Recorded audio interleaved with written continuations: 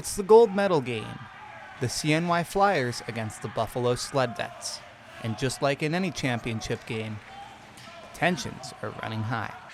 The sport is sled hockey, and the beautiful thing about this adaptive sport is that it brings together competitors both able-bodied and disabled. Just ask the Zira family. Personally, I think it's the principle that everybody's equal. Everybody's on the same playing field. Like, you could be really in any circumstance and hop in a sled, and you and I are the same. Jack was born with limited strength in his legs, confining him to a wheelchair. Everybody's out there to win. Everybody's out there to play. I think that's just so rare in our culture, we'll say, where it's hard to find a sport that's just physical and combative, and people want to do it and win. So I think that's the blessing of it. The Ziras make the hour-long drive from Rochester to compete for the Flyers. Jack's dad, Darren, is among the able-bodied players who actually learn from our disabled athletes as they seem to, or more often than not, excel in this sport.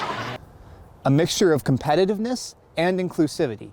That's what the Ziras bring to the table, and it happens to align perfectly with the mission of CNY Adaptive Sports. Some people tend to look at a person who's disabled in some fashion that perhaps that person doesn't experience the desire to get out to compete, to get out and sweat, to see how much they can do.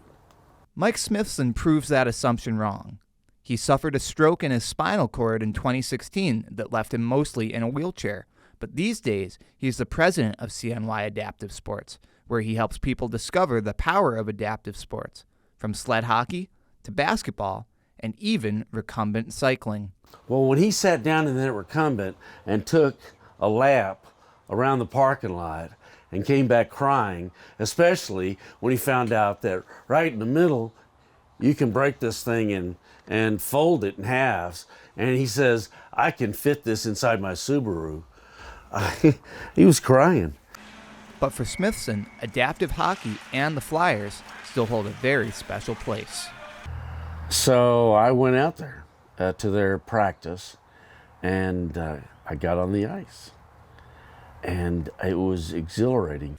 Like Smithson, Seth Gittner remembers his first time on the ice.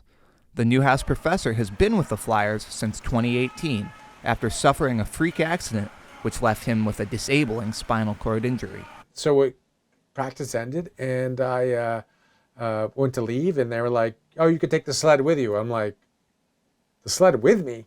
Yeah, you just joined the team. I'm like, what? I joined the team? From a rookie to scoring one of the goals that ultimately helped the Flyers beat Buffalo in the championship game. Gittner has embraced sled hockey, and he's also gained valuable perspective. Like before I got hurt, would I have done this? Would I have been involved in the adaptive world, an inclusive world? No, I probably wouldn't have been, because I just didn't see that as me. But I do wish that there was a me back then that explained it, and I could understand what it is, and that there's a unified way of playing sports. That unified way to play is what makes this game so special. And if you take a scroll through the Flyers' online roster, you'll come across many more inspiring stories. From a champion arm wrestler to a husband and wife duo, the list goes on. But one thing remains constant. Anybody can have a spot on the team. Anybody. Reporting from Syracuse, Jonathan Kinane, NCC News.